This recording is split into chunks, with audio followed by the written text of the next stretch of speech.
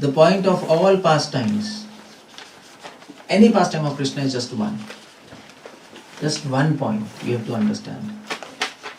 That he is butter thief. That's all. That's all you have to understand. But you have to understand the import of this verse. This Krishna is butter thief. What do you mean by that? Krishna is called Hari because he steals. No. And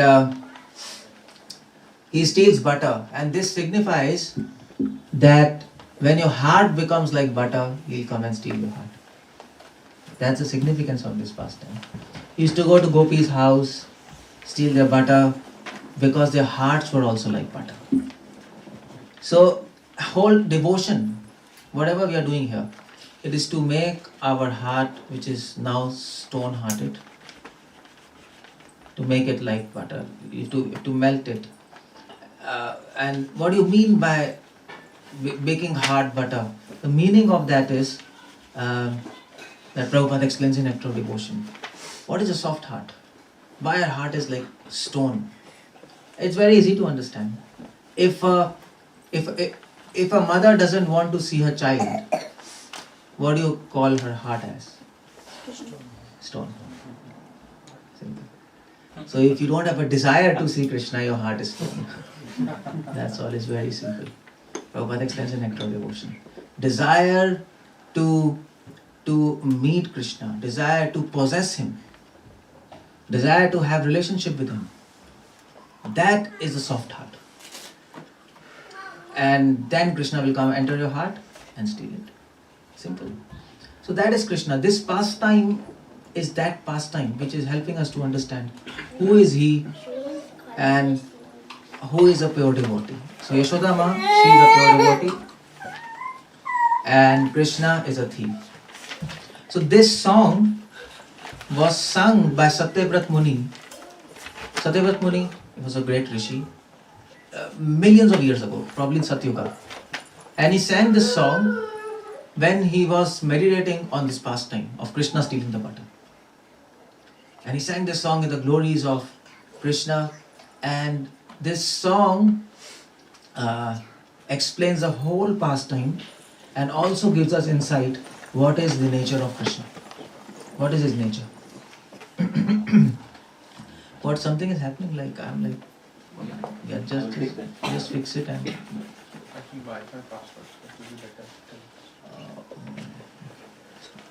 So, okay, what does 𝗪𝗪𝗪 Muni say? Let's see. These are 8 verses.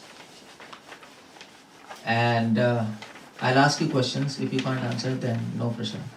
That's all. Because we have been singing this every Kartik, but if you don't know, then it's a bad thing.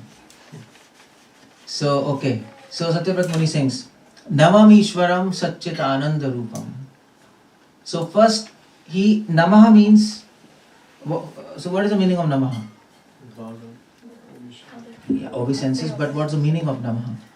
In Sanskrit, Namaha comes from, if you split this word, it comes from Na plus Ma. Not me. That's the meaning of Namaha. So when we bow down to somebody, we say, my opinion is not important, your opinion is important. That's the idea. I am not important, you are important. That's why we bow down. No? That's why we bow down. But nowadays it doesn't happen like that. Nowadays we bow down to tell him, you are not important, I am important. Hey Maharaji, what's happening? It's like that, man. Bihar, UP, this is sarcasm.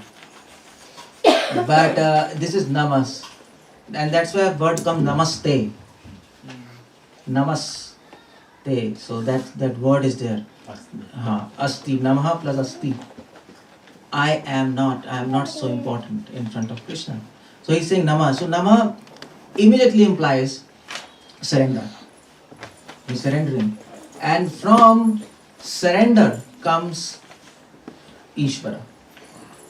If you don't surrender, you can't understand Ishvara. And that is why he says Namam Ishwaram. Now what do you understand by Ishwaram? What is the definition of Ishwara? Can you tell me? Controller. Okay. Actually, Ishvara means the controller of controllers. Isha plus Varam. Varam means higher. the controller of controllers. That's Ishwaram. But Krishna is a special Ishwaram. He's special. And Ishwaram has two meanings. He's controller. It has two meanings. Krishna can control people by power, and he can control people by love. So in this material world, he controls us by power. People who are non-devotees, he's controlling by power. How? By making laws. So there are so many laws, physical laws, moral laws, and laws of karma. We are being controlled. That is Ishvara. We cannot do whatever we want. It's impossible. And in spiritual also he controls, but by love. That is Ishvara. So Jnanis might say Krishna is Ishvara. Devotees will also call him Ishvara, but the mood is different. That's the idea. The mood is different. So here Satyavrat Muni is a devotee. And when he says Navam Ishwaram, he is saying, Krishna, you controlled Yashoda. Although Yashoda tied you, you know this pastime, no? Although she tied you by the motor, but as she was tying you, actually you were tying her. By love. It was seeming that she is tying him, but actually Krishna was tying her by eternal rope of love, by that affection, by the pleasure what he gave to Yashodama by being tied up in that pastime. So Navam Ishwaram. So we want to glorify Krishna as a Ishvara who controls by love and not by judgment and laws. Not just that. Navam Ishwaram, now he explains a form of Lord. And who is Krishna? Satchit Anand. That is Krishna. And what do you mean by this Satchit? If you go to any spiritual person, any sampradaya, and if they ask you what is Satchit Anand, and if you don't know this, they will say, give you laddu and bye bye. They will not talk to you. That happens like that. They don't talk to you. Because I was in medical school in Udupi. So Udupi, Manipal. So Udupi is a place of Swamiji. So there people used to come and debate with him, and then he used to ask this question. So do you know Satchit Anand? And few other questions. And if he doesn't know, then he used to say, okay, Ladi ke and give and tata. I don't want to talk to you. So what do you mean by Satchit Anand? This is definition of Krishna. If anybody asks who is God, you say Satchit Anand. Sat means, yes, Sat comes from the word Satya. Whatever is truth, that is eternal. Whatever is false, it gets destroyed by time. So he's Sat, he is eternal. And Chit means? Chit means what? Knowledge. Yeah, Chit is coming from the word Chetana. Chit, Buddhi. And consciousness means knowledge. Automatically. So Chit means knowledge. And Anand means bliss. Who is God? God is a person who is full of knowledge, bliss and eternity. Is a beautiful definition of God. Sat Chit Anand Navamishwaram Satchit Ananda Rupam. This is his form. When anybody asks us, can you describe the form of God? Okay, this. So his form is eternal. It never gets destroyed.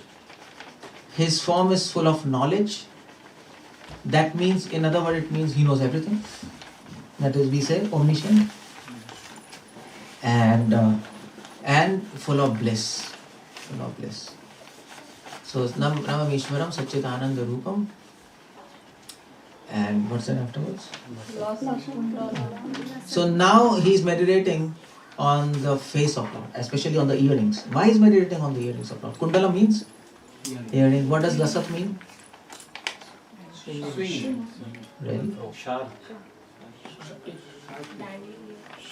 Sharks hood. Shining. Lasat. Lasat is, people know Hindi, they can understand. Lasat means shining. So shining earrings. He's meditating on earrings. You might not have seen such kind of meditation. Generally, people meditate on lotus feet of Krishna. Gopis meditate on the lips of Krishna, flute. Kunti Maharani is meditating on the navel of Krishna. He is meditating on earrings of Krishna. Why? Why does that? He likes to do? No, when these people do something, there is a reason in that. But we do it. We like to do. whatever prayers you want to do, whatever you want to eat, and they are not like that. So why he's doing? Why he's meditating on the earrings of Krishna? Why not lotus feet? Why not navel? Why not forehead? Every part of Krishna is so beautiful. Meditating on earrings. Anybody answer? He's very lucky, fortunate because he's kissing Krishna's cheek. So what? Flute is also like that? Just kissing Krishna's lips? Yeah, but Krishna is at that moment he is not playing flute. And then Krishna's bangle is also nice. It is kissing Krishna's lotus feet. So many things are there. So why? Because earrings of Krishna represent knowledge and renunciation. And his face represents devotion.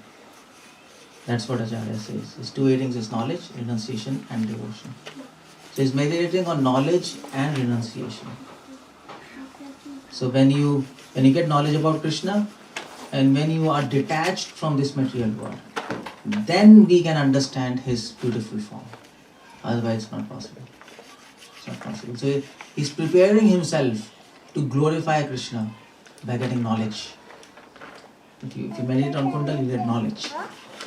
And so that his mind becomes detached from everything. He goes in trance and he can simply meditate on this pastime. And then they can describe. Lasat Kundalam Gokule Bhrajamanam. And this Krishna, now he starts describing the pastime. This pastime happened in Gokul. What do you mean by Bhrajamanam? Wander around? Huh? Like wander around? Yeah. Wandering? Yeah. So this pastime happened in the Gokul, Vrindavan, where he was playing now. This 10th canto begins with this verse. What's that? Rama Akrida Bhugam. If you might have read 10th canto. So the playground, Vrindavan became a playground of Krishna. And this playground then became the place where Radharani, she will descend, and then Krishna and Radha will do many pastimes. Bhagavatam begins like that. Krida Bhumi. Gokule Bhrajamanam. And then he starts. So one of the play. Krida means Leela. Actually in Upanishads it is called Leela. So Leela Anukrito Syat. That's a Vedanta Sutra, where it says Krishna does many pastimes. So what do you mean by Leela? What do you mean by Leela? What is? Of course, that's English. But why do we call pastimes of Krishna as Leela? Why not Leela? Why not something else? No, but why you call it as Leela? Because done by chanting God. It's enchanting. Okay, you can say enchanting. Something else? It's because it's done by Krishna. If it is done by us, it's Kriya. It's done by Krishna, it's a Leela. There is no karma attached. Okay, one thing is that it is called Leela because whatever Krishna does, he is doing out of his own wish, not under force of laws of karma. That is what is called as pastime. Just like a child plays on the beach, he makes things, destroys things. He's just doing random. He's like doing from his own wish. He's free. That's why it's called Leela. Vedanta Sutra explains, na prayojanatvat. That's the Sutra comes. He does everything by his own sankalp, by his own discretion. He's not forced by any laws. So it's Leela. Yeah. And it is also called Leela because by his actions he fulfills many purposes. Like Ram, he shot an arrow when Sugriv wanted to test him, and that arrow then went and what it is? So 7 trees. So it cut all the 7 trees, and then Valmiki Ramayana says it goes to Patal, down regions. It killed demons, and then it went up in heavenly planets and blessed rishis, Kashyap Muni, Aditi Muni, Aditi, Kashyap Muni and Aditi, and then it came back to Ram. So it did so many things. One shot. That is why it's called Leela, because he doesn't do just one thing. So this pastime, Krishna is achieving many things by doing this pastime. He is teaching his devotees. First he is giving pleasure to Yashoda by doing this naughty activity. When children do naughty activities, parents become happy, isn't it? They appear disturbed, but they are actually happy. That's children. So that's why Krishna, whatever Krishna does, it is to please his devotees. That's all. So Krishna was fearing from Yashoda Ma just to please her. Krishna was running from her just to please her. Krishna was weeping just to please her. Just to give her that enjoyment of Vatsalya. That's what he was doing.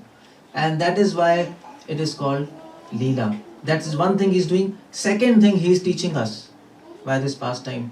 You have to become like Yashoda. Your heart should become like butter. So that I will also play with you. If you become like her. Or follow like her. And third thing, he is teaching us. So any other thing he is teaching? Anybody can tell? There are many instructions by this pastime. That's why this pastime is so important. This and Govardhan Leela. Two Leelas are very important. Third thing he is teaching, that God can also fear. God can also be controlled. Prem Vashyata. That's what Bhagavatam says. This is a crux of this pastime. God can be controlled. Although He's controller, Christianity, Islam, they will say He's controller. Almighty Father.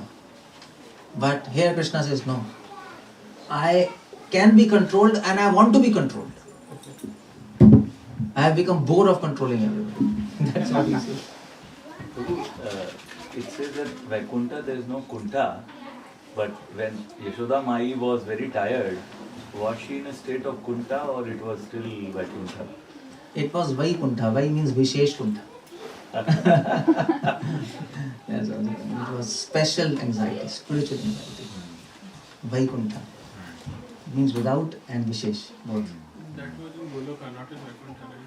And that's okay.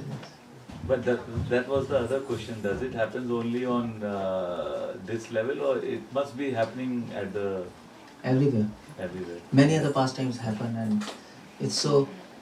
Krishna gives his devotee anxieties, and then he relieves the anxieties. You see, and then devotee develops more affection for it. No, just like in Ras Leela, Krishna disappeared, and then gopis were very sad, very sad. And then Krishna appeared again. And he told gopis, you were sad without me. And I was million times more sad without you. But then he told, without hunger, there is no taste. That's what. So he said, to increase your hunger for me, I disappeared. To increase my hunger for you, I disappeared. And then now we meet, our happiness is million times more than before. It's like that, no? It's like that. It's like that in material world also. Husband and wife are fighting like cats and dogs. Fighting. Suddenly husband has to leave. For 2 years he's out for business. And then third year comes, oh my dear, everything is changed. That happens now. So in spiritual world, anxiety is favorable to the bliss. Anxiety helps to increase bliss of devotees. Whatever helps to increase bliss of devotees, Krishna will do that.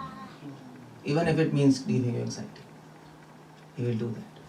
And that is his pastime. So Krishna is meditating on this pastime of this Muni, and he is saying one of the pastime is this Yashoda Vyulukhat Ladava Manam. So Yashoda Ma, she is running behind Krishna. Ladava, see this word? Dhava Manam. Dhava Manam is running. So Krishna is running from Yashoda due to Bhiya. Bhiya means? Here. Yeah, Yashoda Vyu Ulukhat.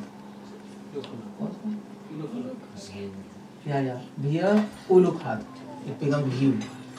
A plus U means O. So he's running, and Yashoda is after him, he's running for fear. And that's what Bhagavatam says. in this pastime, Kunti was also there. Kunti was there in Vrindavan. She used to visit Vrindavan from Dwarka, Hastinapur. She was Bhuva of Krishna, no? She used to always visit. And she was there and she says, Krishna, when I am seeing this pastime, I saw this pastime, Tvam atyanta vidampanam. I was so bewildered. How can a person from whom even death fears, and he is fearing? And Prabhupada writes in the purport, sometimes even pure devotees get bewildered. Krishna can bewilder anybody, no? Is it? Nothing is impossible. Even Shiva gets bewildered. Shiva, so Krishna came in form of Mohini avatar, you know that, no? And Shiva thought, I am the only person who can defeat lust.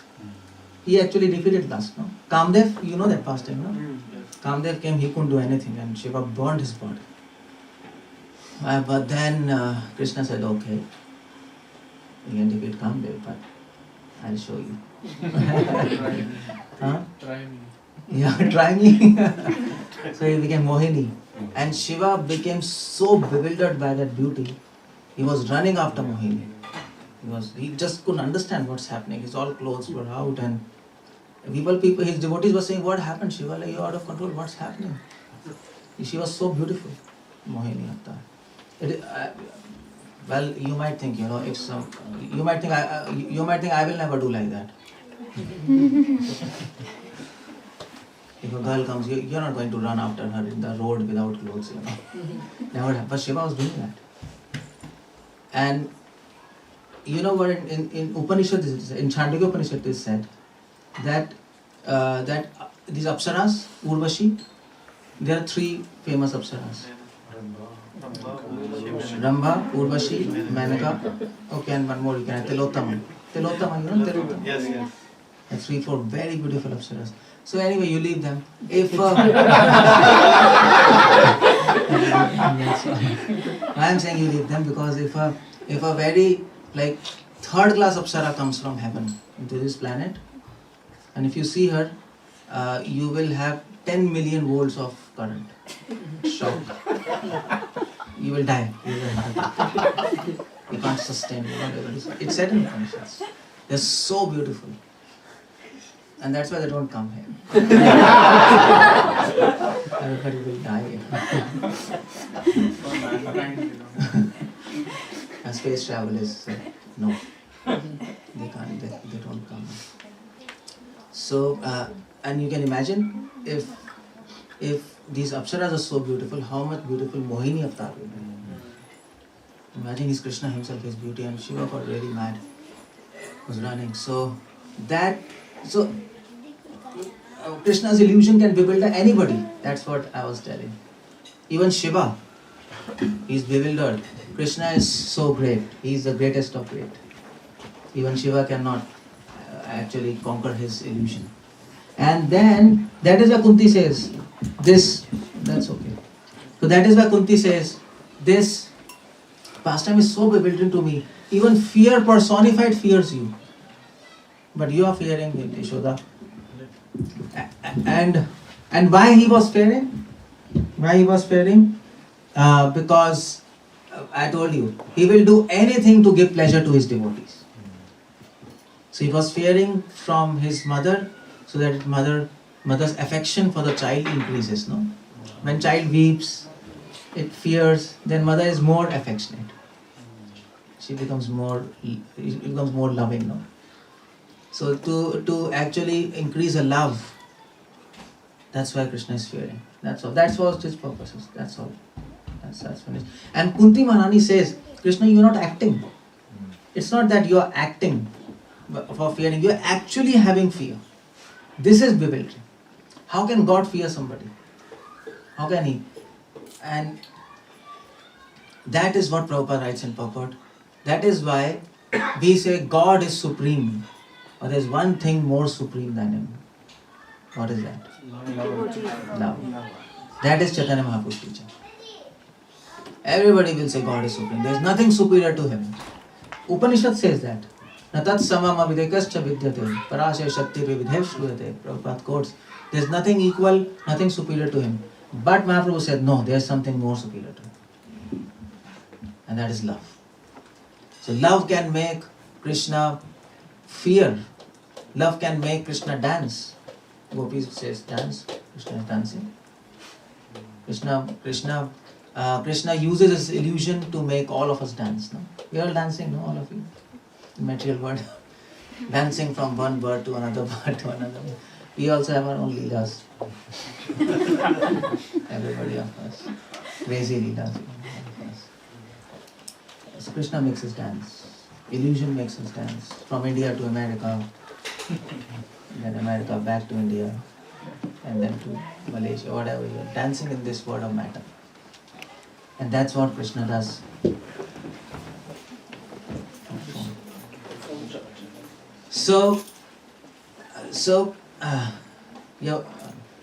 What I was saying, I just missed my thread. What I was saying? Dancing. Why is making us dance? Oh yeah, Gopi says you dance, he dances. Nand Baba says, Krishna bring my slippers. Prabhupada quotes, and Krishna brings slippers, keeps on his head. This is love. So Prabhupada says in his lecture, love, if you love Krishna, Krishna will be in your fist. He'll be in your fist. He'll be fully under your control. That is devotion. That's what Chaitanya Mahaprabhu came to give us. So we want to control Krishna. That's our aim. You can imagine what kind of aim we have. But we have this aim to give pleasure to him. Because Krishna wants to be controlled. That's all. If Krishna wants to be controlled, you control him. If Krishna wants you to be controlled, we get control. Whatever Krishna wants, we are ready. We are ready. That is the aim. Love is the aim, no? Mahaprabhu said, and love will control him. So that is why Krishna is running. And then Satyavrat Muni says, Paramrishram Atyanto. Dhrutya Gopya. This Dhrutya means fast. Dhrut means fast. No, Dhrut. What is the antonym of Dhrut? Manda. Sanskrit. Manda. Yeah, Manda. Dhrut and Manda. Dhrut means fast, Manda means slow. So Dhrutya. Dhrutya means fast. Gopi, Yashoda was running very fast, but still she could not catch Krishna. And this is also bewildering. Krishna's steps were so small. No? If you want to catch a baby, even if he walks very fast, you can just lift him up like that. Okay, come here. No problem. But she couldn't catch. She was Paramrishtam. So Paramrishtam means, what that means? Yeah, endeavor. She was trying. Atyanta. She was trying so much, but she couldn't catch. And that's why Yashoda, Kunti was more bewildered. What's happening? First of all, he's fearing. And now Kunti is trying to catch him, but she can't catch him.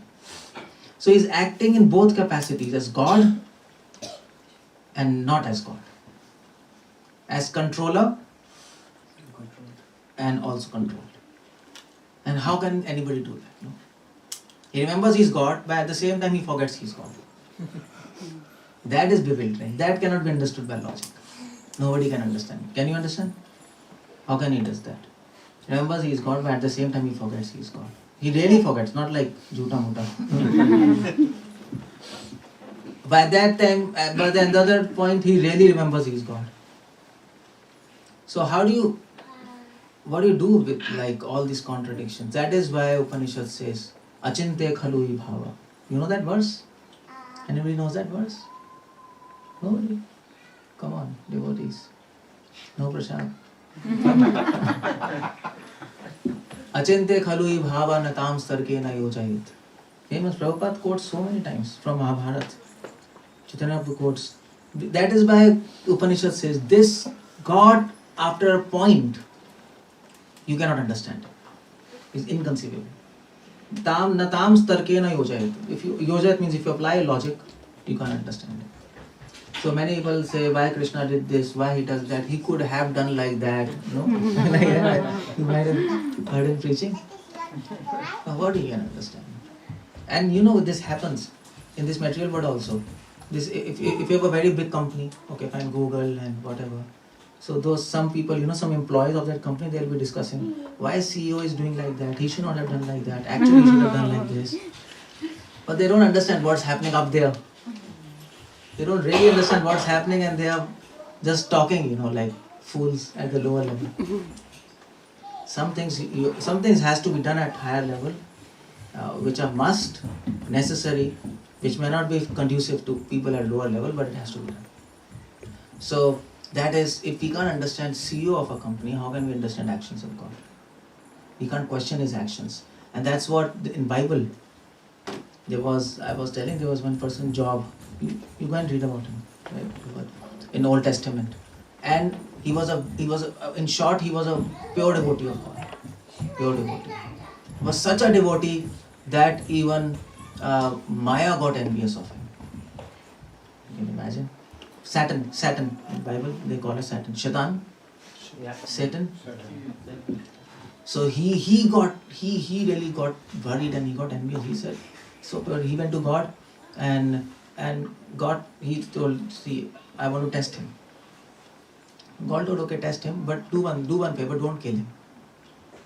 Just do this, don't kill him. So he said, okay. So he comes here, and then he was such a good devotee. He always used to pray him, always used to glorify him in thick or thin, in sorrows and happiness. So he made his business put on fire. His whole factory was on fire. He lost that. Then his farms, it got on fire. And then his son died. His wife got accident, she also died. And he got a disease of leprosy, and whole body was smelling bad, and miles nobody used to come. And then flies were coming on his whole body. He got sores. And all his friends were saying, come on, you're complete nonsense. Now you leave devotion. What your God has done for you? He says, no, I'll glorify God, no problem. But then everybody left him. He was such in a pitiable condition. He just thought in his mind, why God this is happening to me? Just thought. And God came and he said, I'm not happy with you. You can imagine? He said, I'm not. Why did you question my actions? Why did you question? All along you didn't question, but why you question now? Why did you do this? Can you understand everything what I do? Can you answer my question? What is a form of sound? You even can't answer my questions. How will you understand my actions? So that's Krishna. After a point, 𝗙𝗲𝗶𝗹 𝗪𝗲𝗀, your mind will return. After that point, if you want to understand, you have to meditate. You have to chant his names. And that knowledge has to be revealed to you. Logic doesn't enter that realm. Like for example, we say, holy name is Krishna himself. We say that, no? When we chant Hare Krishna, it is not ordinary sound, Hare Krishna. This is Krishna himself. Krishna word is Krishna himself. Water word is not water. Krishna word is Krishna. It is said, when we chant Hare Krishna, holy name dances on the tongue of a devotee. Now, but how to understand it?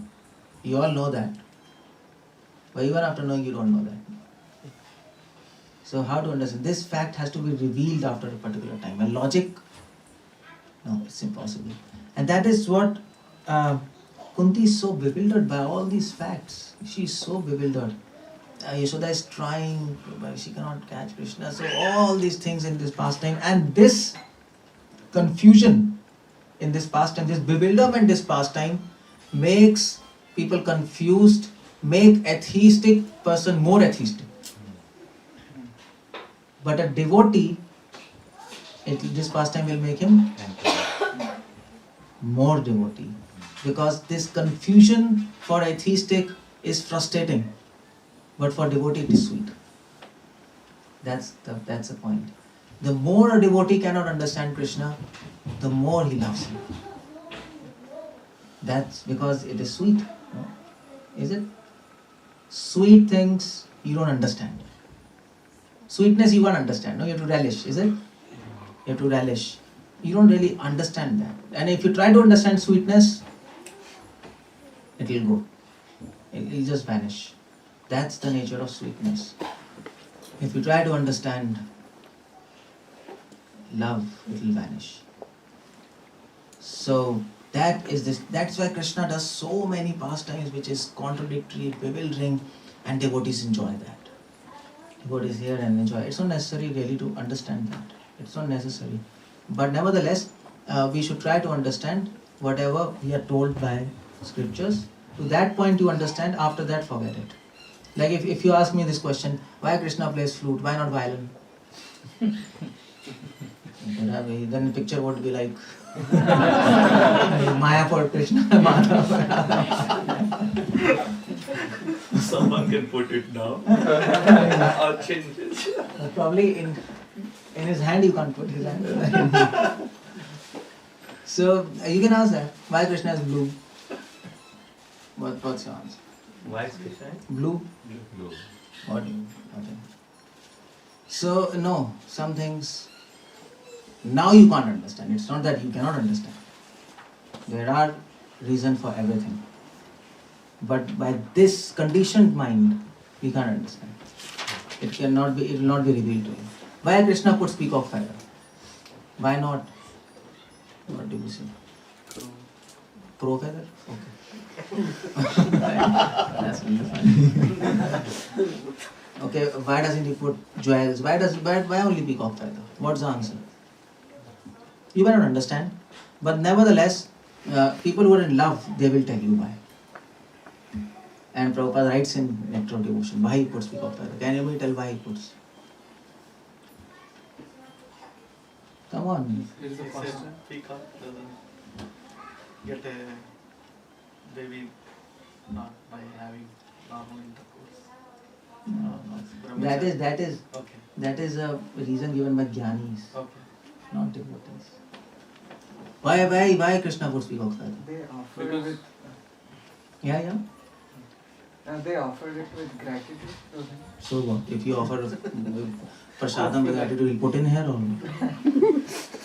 Your roti will be there on it. What happened?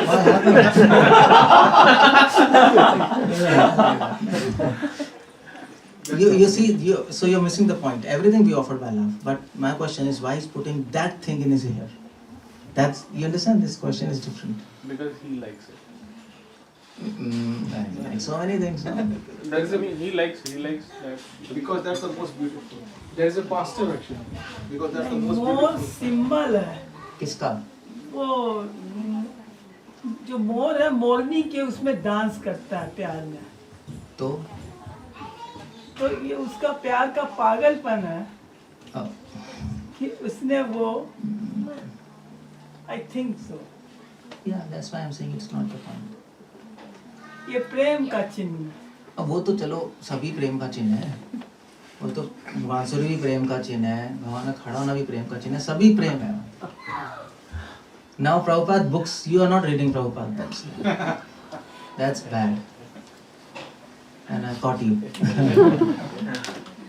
Please read Prabhupada books.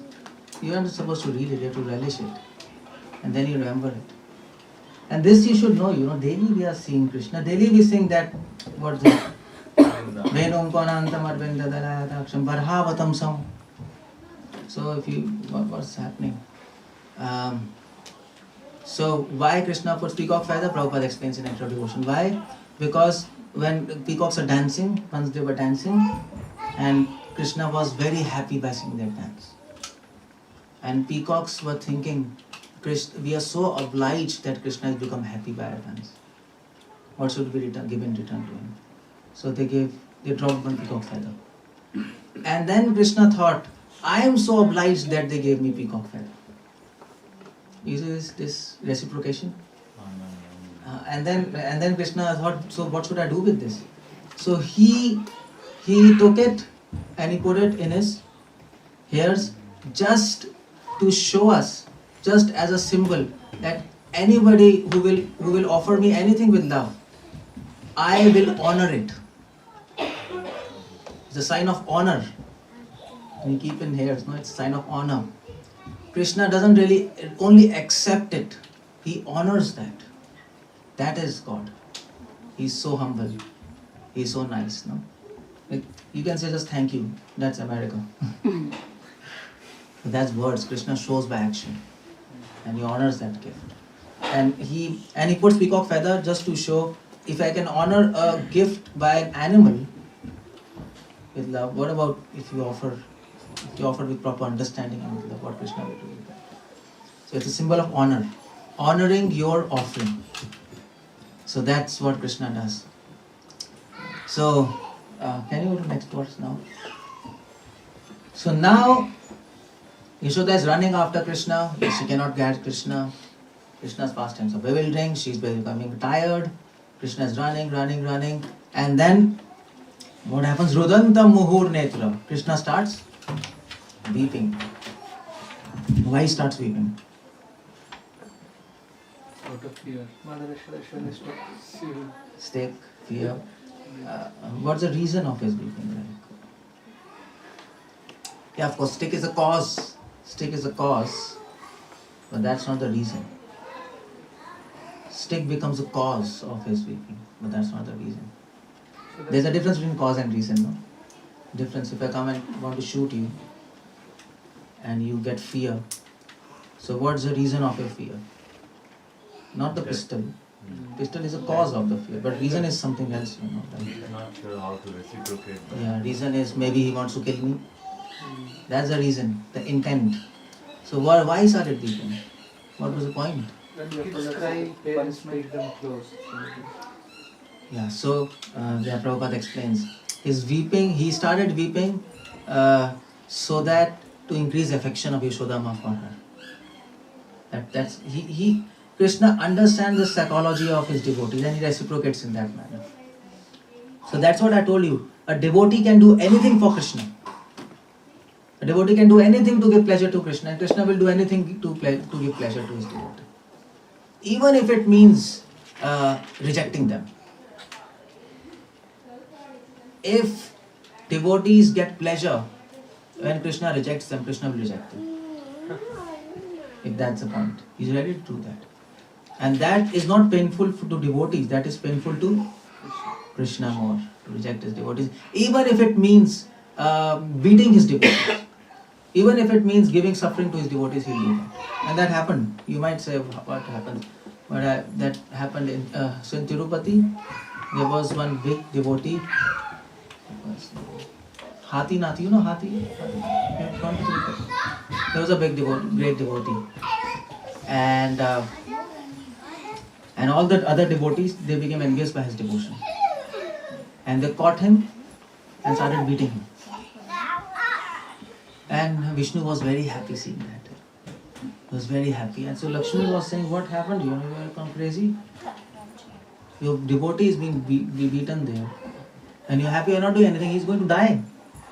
So Vishnu said, you keep quiet. Vishnu said, I know he's feeling bliss in his heart. And he knows that this is my plan. And I have made this plan to beat him and he's feeling bliss. So actually what happened was that that devotee, he asked Krishna. Krishna came in front of him and the devotee asked him, Krishna, give me a blessing. Krishna said, you ask anything. So he said, Krishna, my request is you give darshan to everybody. And Krishna says, this can't be possible. I can't give darshan to everybody. Everybody is not qualified. You're qualified. He said, you told me to ask. And that's it. So everybody will benefit it. So Krishna says, okay, if you are clever, I am also clever. So he said, so everybody should get Hari Darshan. He said, okay, tathastu. So next day in the temple, Aarti was going on and a monkey came. And you know Sanskrit, Hari means? Monkey also. Hari also means monkey. That's one synonym of Hari. Monkey came and started spoiling everybody. And everybody took sticks and they beat him like anything. And then monkey just ran off. And then in night, he was praying and Krishna came and the devotee told, you didn't come, you promised. He told, I came. You don't have eyes to see. So he said, come on, you didn't come. So he said, so Vishnu said, see, you promised, you requested me Hari Darshana. I came in form of Hari and gave darshan to everybody as a monkey. But he said, now because of you I got beaten. And now I'll make you beat like anything. I'll take revenge from you. And people will catch you and beat you. And then all devotees, somehow he planned something, So he himself stole an ornament from the deity, his own ornaments. And morning and then when that devotee was sleeping, he put that ornament on his side. And then devotees got up and then where is the ornament? And he got up, my God, what's this? And then they caught him and tied him and started beating him. And he was feeling bliss. With every beating he was having bliss because he knew that whose hand is behind this? Krishna. So Krishna is enjoying seeing this. He wanted to take revenge. And now he's taking revenge from me, he's enjoying. And he was feeling so happy. You see this? So that's what a devotee is. In fact, this devotee was Kanakdas. Kanakdas. You know Kanakdas, no? Udupi, Kanakindi. Then this happened with him. And this is what is love. This is what is Krishna. He will do anything to give pleasure to his devotees. Anything. Sudama, you know Sudama? Sudama was so poor. Why he was poor? Devotee of Krishna. But Bhagavatam says, he requested Krishna, Krishna, let me be poor. Let me remain poor. Because if I become rich, then I may forget you. I may get lost in Apple iPhone, MacBook. I get lost in that. So I don't even want food. That's why his children were suffering. No food, no water. He said, I don't want to take risk. I don't want to forget you. So that's why he was Krishna. Okay, Krishna said, okay, fine. If you want to remain poor, if that's what makes you happy, remain poor. And that is what is Krishna. Krishna didn't convince him, okay, no, that's not good. You should have some money. No, he didn't do that. The idea is bliss. So Krishna starts weeping. Rudantam muhur netra yugmam mrijantam. Yugma means both hands and mrijantam means rubbing. Netra means eyes. Muhu means again and again. So when he was weeping, again and again he was rubbing his eyes. Children do that, no? Now they don't do that. Now didn't see any child, no? Doing like this. Now they will cry like demons here. They do like that. We saw it. We just went and we saw. I was like, what's happening to this? Like now the crying is not so pleasing. Yeah, so pleasing. They don't cry like a child. That childness is gone, no? In modern world, is it that thing? So yeah, but Krishna, he starts weeping. He starts rubbing his eyes, and then Karam Boja Yugmena Satanka Netram. His netram is full of fear. Now fear comes from his heart to his eyes. Satanka means atank. Atank means fear. Satank means with fear. Netram.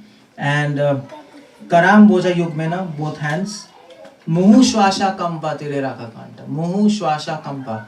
Again and again, Shwasha means breathe. Kampa means like in between, no, not vibration, but shaking. Siskia nahi hota, siskia. Yeah, children do like that. In between, like they weep and they do like that. So he's doing like that. And all this just for giving pleasure to Yashoda. Just his focus is on Yashoda. Everything just to give pleasure to him. You can imagine Krishna doesn't need to weep. Krishna is putting his reputation on risk, by the way. If a great person weeps, because of ordinary lady, what will people say? But nevertheless, he'll do anything. He's ready to do anything. He broke his vow for Arjuna, no? For Bhishma. He broke his vow. He said, no problems. No problems. Let people criticize me, but let my devotees get glorified. And devotees think, let people criticize me, let Krishna become glorified. That is the transcendental competition between devotees and Krishna. Mushwasa kampa tere rakha kantha. And when he's weeping, his throat is becoming like moving, and there are lines on throat, no? There are 3 lines on throat of Krishna. There are lines, no? They are like, his throat is like conch shell, there are 3 lines. And it is said, great people, they have 3 lines. And this is the science of this is called science of physiognomy. You know physiognomy? Yes, yeah. So physiognomy is coming from Samudra Shastra. It is like signs on the body by which you can make out whether he's great person, whether he's nonsense. Just by seeing him you can make out. Just by seeing him. This is science actually. So just by shape of his nose, ears, eyes, his standing posture, you can simply make out what this person is. Without even talking. Without even talking. That's it. And Krishna, so why does Krishna stand in this form? 𝗲𝗃 form. You know this 𝗲𝗃? 𝗲𝗃, you know, Krishna stands like this. Bended 𝗲𝗃. Why does he stand like that?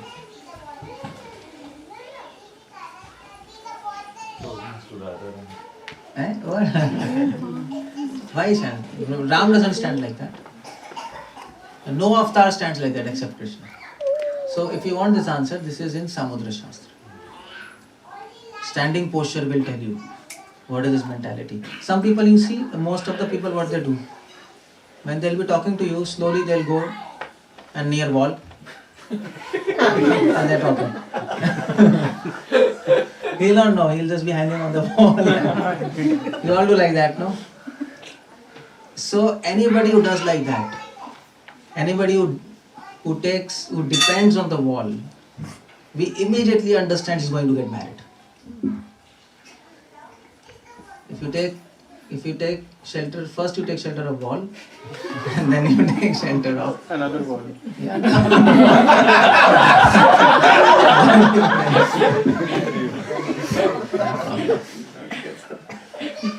And that is science of physiognomy, Samudra Shastra. Every posture, every action will affect your mind.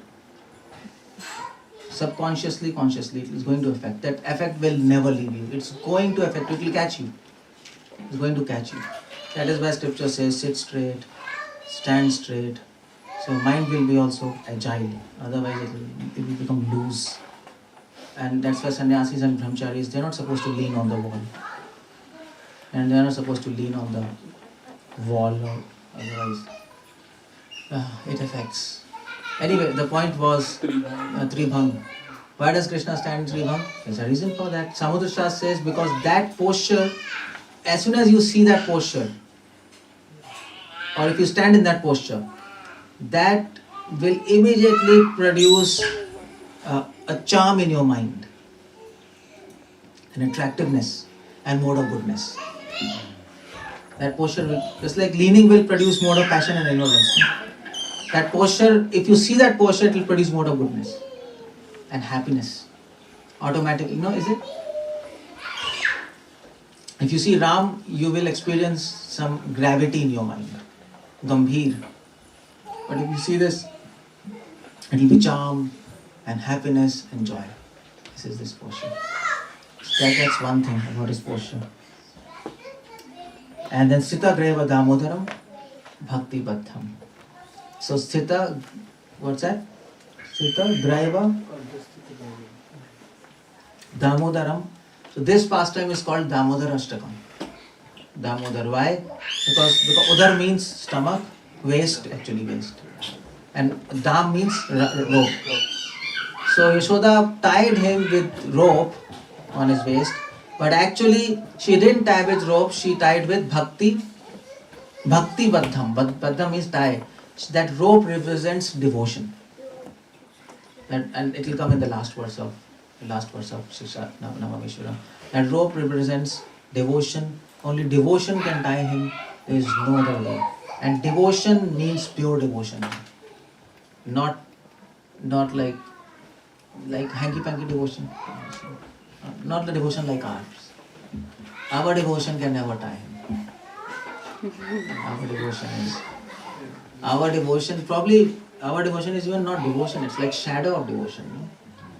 Sometimes we feel, what is this chanting? That's the level of our devotion. But these devotees are not like that. Their love can conquer Krishna. Krishna wants to be conquered by. Why? Because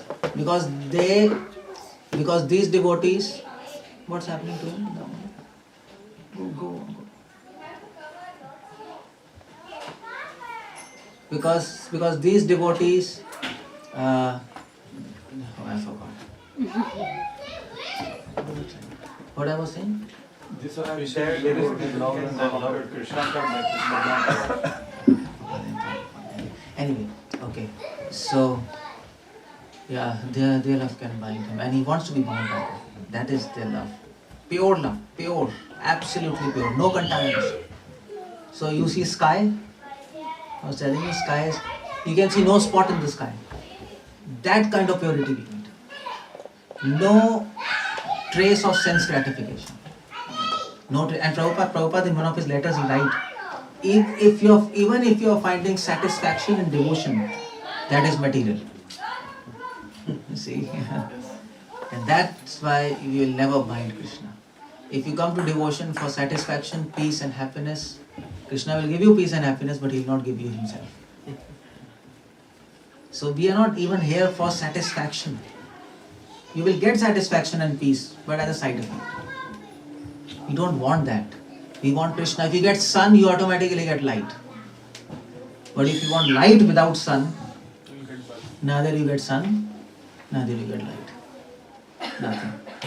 And that's why we come to Krishna for Krishna. That is the idea. We don't want anything else. If a devotee finds anything else in his heart, he just takes it out and throws it out. No, I don't want. And actually, Chaitanya Smrita, Gopi says, Krishna, if you are happy giving us sufferings, that suffering is my happiness. So you can learn that verse. Tumhara sukh, tumhi amar dukh de, tumhar sukh hai, tabu to amar 𝗙𝗲𝗃𝗃. Something like this. Then that is called love. This can bind him. This can bind him. And Krishna shows by his pastimes. See what Yashoda. Yashoda is running after her. She's so tired. She's trying. And then Krishna becomes, okay, fine. Happy, fine. No time. Because she just wanted Krishna, no? She's running after Krishna, no? To catch him. And this pastime signifies this fact. She's forgotten everything. Everything she's forgotten. She just wants to catch him. And when his desire to catch him is on the peak, then Krishna says, okay, fine. That is what Krishna is looking for us in our heart. Do you want him or not? Do you want to chant your rounds? Okay. Do you want to finish your rounds? My blessings for you. Do you want to eat prasadam? Blessings. Do you want to come to this program? Blessings. But he will not come to you. Because you don't want him. That's what he's looking. That is why this verse is informing us, be eager to meet him face to face. And you know what that so Prahlad Maharaj, Bhakta Prahlad, he was actually sitting and he was weeping. And all these Kumaras, Brahma's son, 4 sons, they came and they said, why are you weeping, Prahlad? So Prahlad said, because I am feeling separation from Krishna. Where is Krishna is now? Like I saw him when he came as 𝗙cie Bhagwan, and now he went, and I'm so unhappy. So Brahma's sons told, no problem, close your eyes and meditate on him. You can see him in your heart. You are such a pure devotee. If you can see him in pillar, why not heart? Prahlad says, you're right. But I am not satisfied by seeing him in my heart. I want to see him face to face, like I see him. I want to see him by these eyes, not by the eyes of my heart. And then those Brahma sons told, but these eyes cannot see him. These are material eyes, no? Those spiritual eyes can see him. Prahlad says, no. If Krishna wants, even this eyes can see him. He can make him possible. That is he. And that is devotion. We want to see. Prabhupada says, if you do devotion very nicely, if you are very sincere, like Yashoda, if you really want Krishna, then one day you will be able to see him face to face. So how do you know you really want him? Yeah. Well, okay, fine. Please remember this question.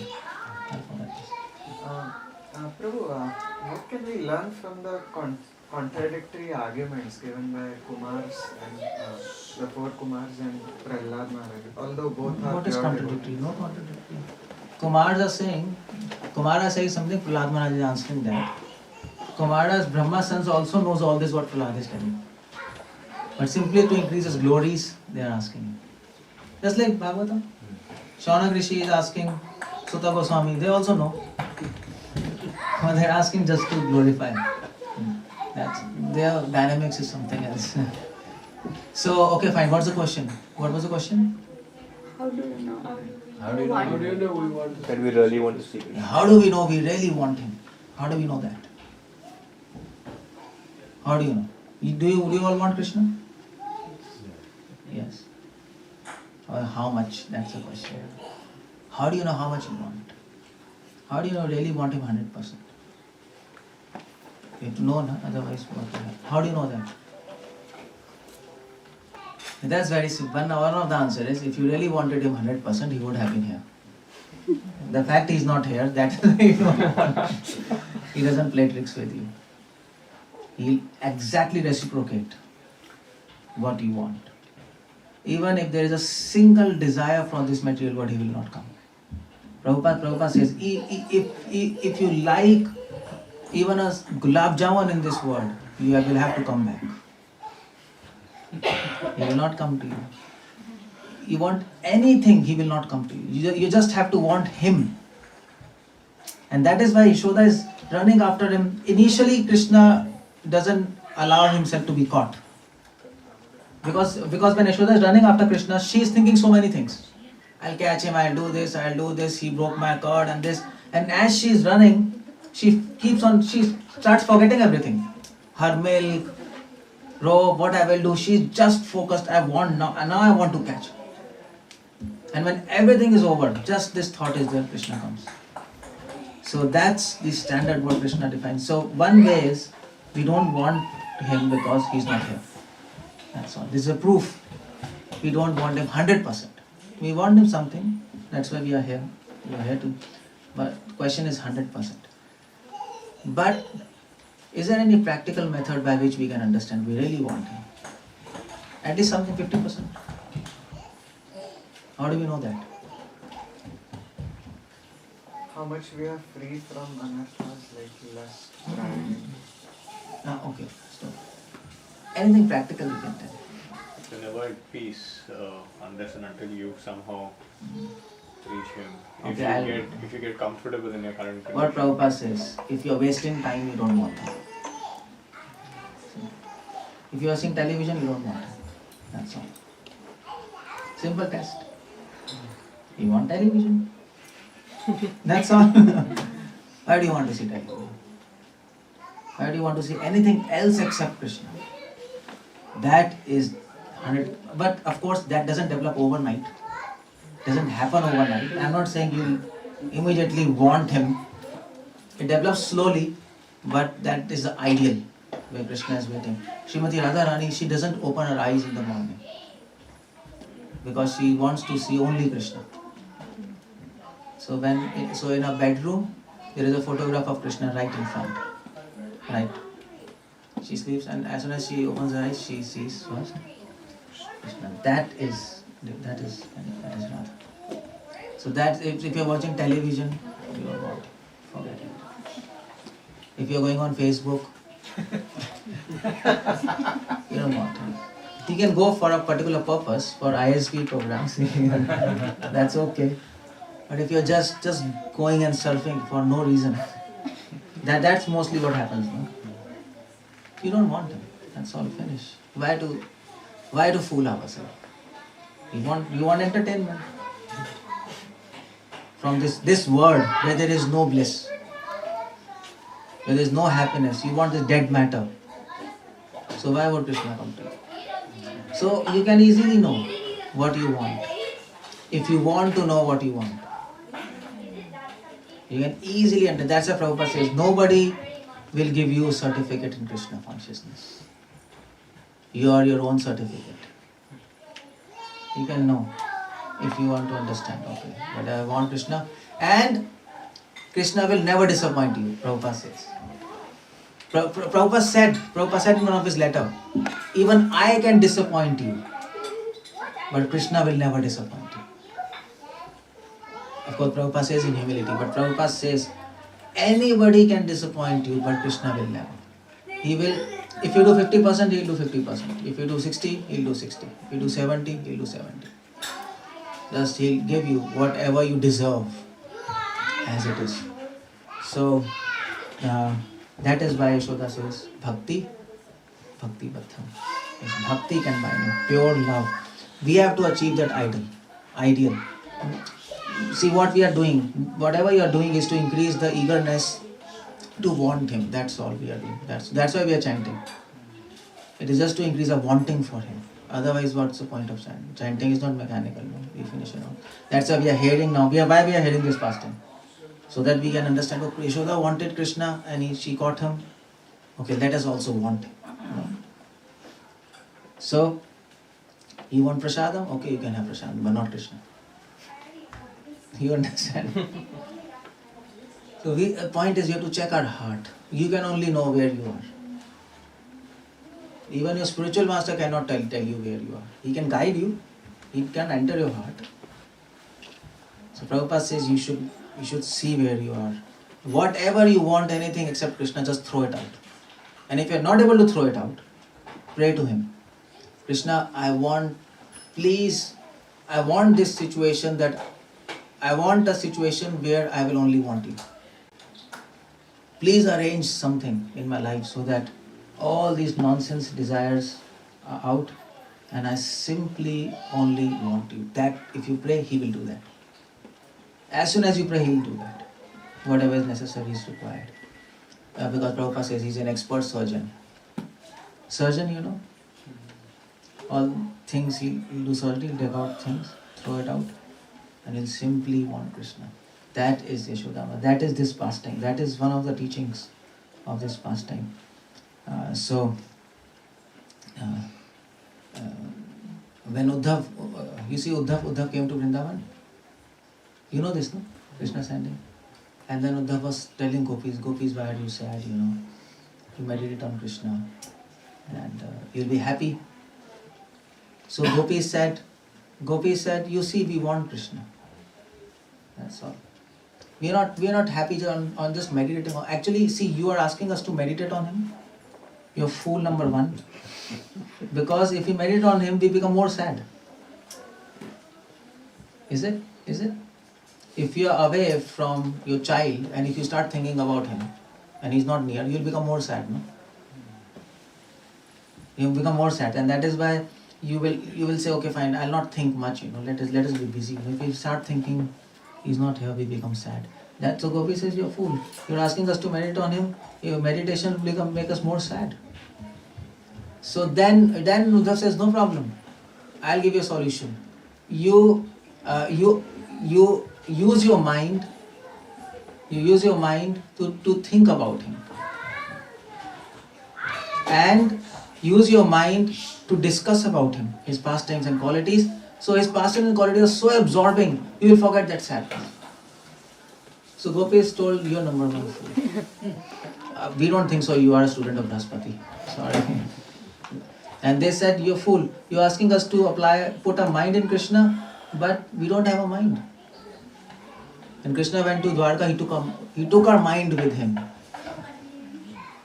Now, from where should we bring this mind and put in him? You see, the love of devotee. This is all Chaitanya Charitamrita. I am not talking from high-fi books. Chaitanya Charitamrita, Prabhupada explains this in the Antya-lila. And this kind of eagerness we have to develop. Then Krishna is very happy. So, who is stopping Krishna to come to us? Yes, not Maya. Don't say Maya. Maya is stopping me, as if you are Harishchandra ki aulad. So nice. That's complete nonsense answer. You are only stopping him from coming to you. And that is why scripture says, we are envious of him. If I stop him to come to me, I am envious of him. That's all. Finish. That's the problem. Everything begins from us. We spoil the things, and we can break the relationship, and we can make the relationship if we want. That's all. Or we should want it. So that's this what it's all about, and it is. How long you can go? I've already been talking for 1.5 hours. You didn't know, but it's already 1.5 hours. 5 minutes? Or what do you want? You want to eat prasad or you want to have Krishna? What do you want? This is a wonderful please continue. There's so many wonderful things. Yeah. But I have taken prasad, sorry to say. You are hungry. I am like, okay. I want it. We rarely enjoy something better than prasad. Oh, yeah. It's a good insight. Huh? Bhagavatam, we can discuss this. ISV is very Open for this. Open. We'll do the Bhagavatam.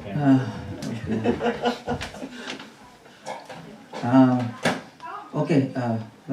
Okay, I'll do next third verse and just 5 minutes and then stop it. So that everybody's satisfied. You're satisfied, they're satisfied. Just can you show third verse? Okay. So now that Satyavrat Muni, he describes and he says all these things. Now he says, Iti drika swalilabhe. Iti drik means, iti means this. Drik means see. So he's not actually imagining, he's seeing in trance. He's actually seeing this pastime. Iti drik swalilabhe. Swalilabhe means swa means swapriya Ishwaram Leela. He is seeing the Leela of his own dear Lord, Krishna. Swalilabhe, or his own Leela.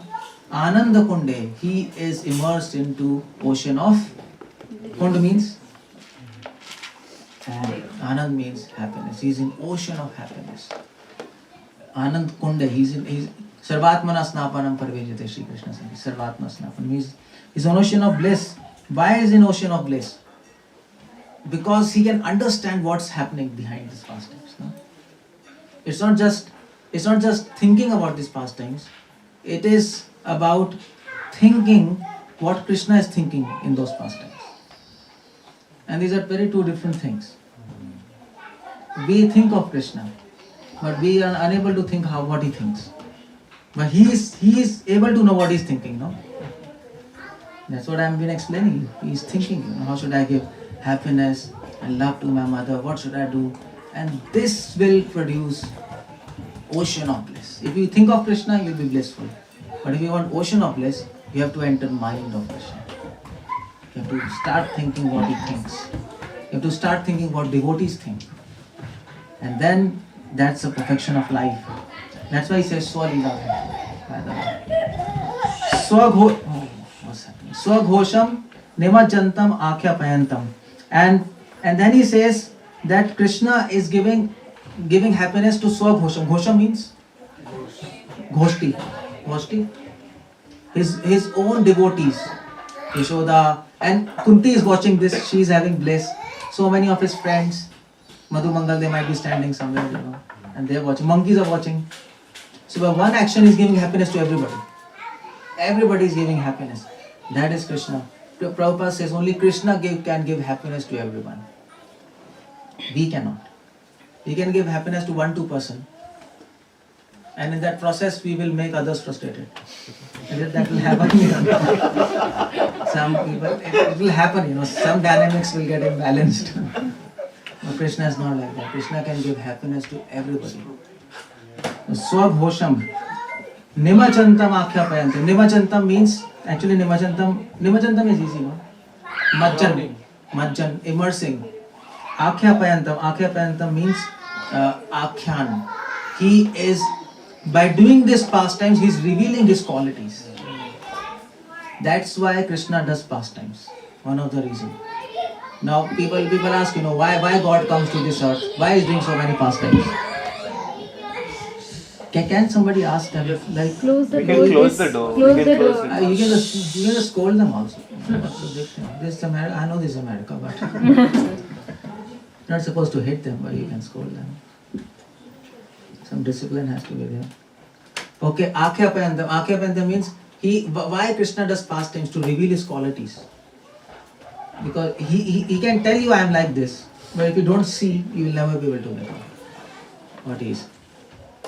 So I can tell you his ocean of mercy, but if it doesn't show what is his mercy, you will never understand what is his mercy. You will never understand. Some role model has to be there, no? Some actions has to be there to reveal his qualities. That is why he does so many pastimes. And as you read his pastimes, you will start appreciating his qualities, one after another, one after another, one after another. So this pastime reveals one of his qualities, and the main quality he wants to reveal by this pastime of Yashoda tying him, stealing butter. And what is that one main quality? He can He be can be bound. tied by love. Yeah, prem vashyata. He is controlled by love. That quality is revealing. Okay, good. So when he comes as 𝗪સિંહ avatar, which quality is revealing? He cannot be tied. He cannot be tied.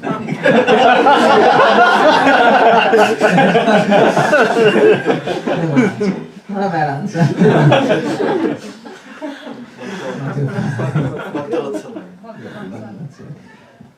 And so when he comes as Pashuram, which quality is revealing? Yeah, his heroism. His heroism. And when he comes as mean avatar, which quality is revealing? Mean fish? Now, I've got you now. Infinite. Mean before mean. What the king, the reciprocation was. No. Fish avatar, what? One quality. There are many qualities, one main quality. What is revealing? Okay, homework for you. Now, go and read Krishna's pastime like this. Not just reading. You have to read his pastimes and try to extract his qualities from there. Just like gopis, when they churn butter, milk, what comes out? Butter. So that's why we read these pastimes and try to take out qualities of Krishna. Okay, now this is his quality, this is quality. That's what Prabhupada does in Nectar of Devotion, by the way. Nectar of Devotion is that book. Prabhupada says quality and then one pastime, then quality, one pastime. No? That's how he is training us to read pastimes of Krishna. So he's doing these pastimes. 𝗪𝗪𝗀𝗪𝗔 𝗪𝗪𝗪𝗀𝗪. And Satyavrat Muni is saying 𝗪𝗪𝗀𝗪𝗪𝗀. Prabhupada gives a meaning. 𝗪𝗪𝗀𝗪. 𝗪𝗪 means his own devotees. 𝗪𝗪 means know. Anybody who desires to know him. Bhaktir Chitatvam. Chitatvam means he is conquered by his devotion. Main component, Bhaktir Jitatvam. Bhaktir means devotion, Jitatvam means conquered. Main component of devotion is, if you want to conquer him, there's so many things. One main component is 𝗪𝗪𝗀𝗪𝗪𝗀. You should desire to know him. You should so much desire to know him that when you sleep, you should hate yourself. Why am I sleeping? Wasting time. I am not saying Acharya says that. Prabhupada says what? Prabhupada says in his books. Prabhupada says devotees hate sleeping. Because that's absolutely waste of time. You have to sleep anyway. I don't say you don't have to sleep. But there are two things. You can sleep with enjoyment and you can sleep with it's wasting time, but anyway I have to sleep to make my body recharged. Is it? And some people really enjoy that sleep. You know this? In winters, you take blanket and you really enjoy it. That's a big problem. That's a very big problem. It's like that. So no. So we sleep, we eat, but we hate these things because it wastes time. We breathe, but Dhruv Maharaj hated breathing. He stopped breathing. He hated breathing so much, he stopped breathing. We can't do that. But he did that. He said it's wasting time, Why should I'll say Hare Krishna, Krishna Krishna, Hare Ram, Ram Ram, Hare. It's wasting time to do like this. Stop it. And we can do Hare Krishna continuous. That's why his name is Dhruv. Dhruv means? Determination. That's what his name was. And his brother's name was? Uttama. And his father's name? Uttanpad, yeah. From Uttanpad is born Dhruv. Uttanpad, 𝗪𝗲𝗪𝗲 means lotus feet. Uttan means to take shelter. So because his father was a devotee, he got a son who was Dhruv. So from devotion is born determination. And his mother was Suruchi and Suniti. But the determination has two choices. One is Suruchi and one. So either you can be determined in enjoyment, Suruchi, to enjoy this material world, or you can be determined in Suniti, in doing the right action. That's the explanation of Bhagavatam. That is Bhagavatam, very beautiful. So you see, if you desire to know Krishna, he will reveal himself to you. He will speak to you. If you want to know him, when you read Gita, Gita will speak to you. Have you seen Gita speaking to you? Yes. You've seen? Some people might have. You read the verse and you read that verse again after 1 year. You read that verse after again 2 years. After 3 years, you say, oh, this is the meaning. This is one more. It happens, no? Meanings unfold. That's what happens. If you want to know Krishna, Krishna is ready. He will come. And then, Puna prema tastam shatavriti vande. So, Satyavrat Muni says, Krishna, you're so nice. You're so nice. You're doing so many things to give pleasure to your devotees, revealing your pastimes, your qualities. Puna means again and again. Prematas means with love. Premataha, with love. Tam means to him. Shatavritti means millions of times. Vande means obeisances. So to him I offer my obeisances again and again, millions of times. This is called love. Vishwanath Chakravarti Thakur, Prabhupada quotes Vishwanath Chakravarti Thakur. And Prabhupada says, Vishwanath Chakravarti Thakur, he prays in one of his songs, Tunde Tandavini, that song. Let me have millions of tongues, because I am not satisfied with one tongue of chanting Hare Krishna. Now, he's really saying that. It's not. And he says, let me have millions of ears so that I can hear your pastimes with each ear. 2 ears are not sufficient. Let me have millions of eyes so that I can always see you. 2 eyes are not sufficient. That's the intensity, the desire to know him, meet him, and meditation. That's what we want. So, that's this fasting. Hare Krishna. Srila Prabhupada ki Jai. Okay. Any comments, any questions? Anyway, we were already having a dialogue, so it doesn't matter. Anything you want to ask, or we'll start? Prabhuji, in the beginning, why did you call the kundal as a symbol of knowledge? Why did I call? You mentioned that there was. Yeah, I mentioned it. Yeah, it's said by Acharya. How is that in their symbol? commentaries?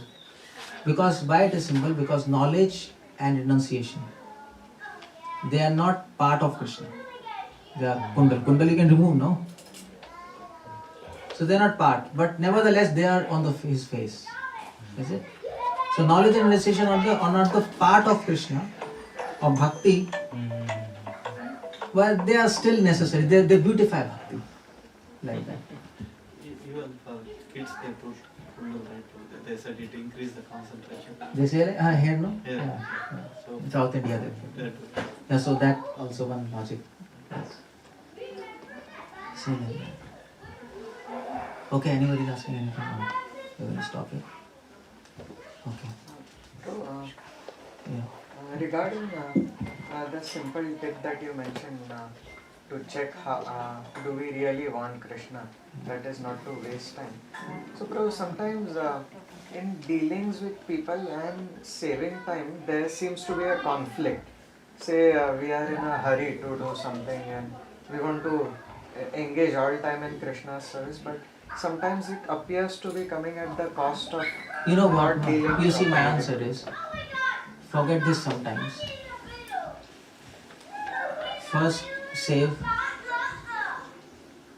evident time what you have. Then we can handle sometimes. There's no sometimes. There's no sometimes. We can know whether you are wasting time or not. See? It's very easy to. If you're talking about Krishna, that's okay. But if you are in office, you have to talk the needful. That's okay. Whatever you have to talk, you have to talk. Prabhupada says, do the needful. If you're doing the needful, okay. This unnecessary, forget it. Just leave it out. If your mind is becoming contaminated, then it means you are wasting time. You are wasting time. Your mind is spacing out. No, it happens, no? You come in house and you sit on your sofa. What to do? Your bead bag is lying on table. Gita is there. You say, okay, let's check out, what's in WhatsApp. You're wasting time, that's all. It's very easy to know. Sometimes forget it. Don't get confused. Okay, so let's not waste time. You can honor Prasad and go to sleep. Hare Krishna, Srila Prabhupada ki jai. His Grace Keshav Anand Prabhu ki jai.